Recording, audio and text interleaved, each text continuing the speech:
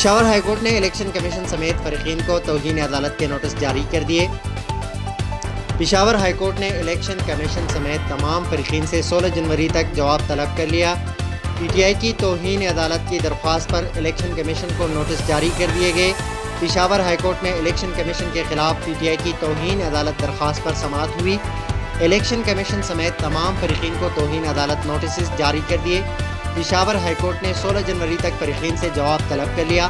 Peshawar high court نے election commission کے خلاف توہین عدالت کی درخواست سماعت کے لیے مقرر کی تھی، جس کے لیے عدالت کا 2 رکنی بینچ تشکیل دیا گیا تھا۔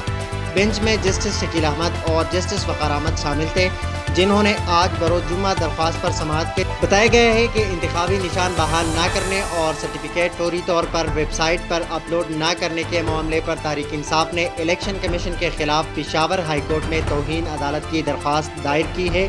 پاکستان تحریک انصاف کی جانب سے پشاور ہائی کورٹ میں دائر توہین عدالت کی درخواست میں موقف اپنایا گیا ہے کہ عدالتی احکامات کے باوجود الیکشن کمیشن نے ابھی تک پی ٹی آئی کو بلے کے نشان کا سرٹیفکیٹ جاری نہیں کیا، جو توہین عدالت ہے۔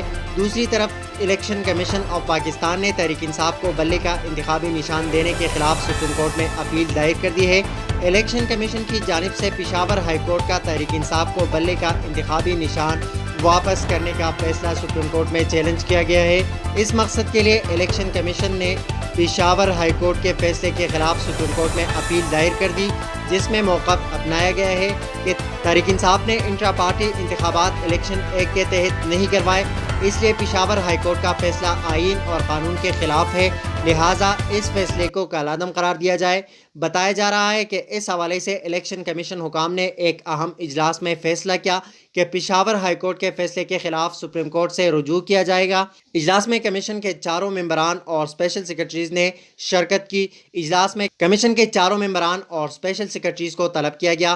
الیکشن کمیشن کے لا ونگ نے کمیشن کو پشاور ہائی کورٹ فیصلے سے متعلق قانونی نکات پر بریفنگ دی گئی۔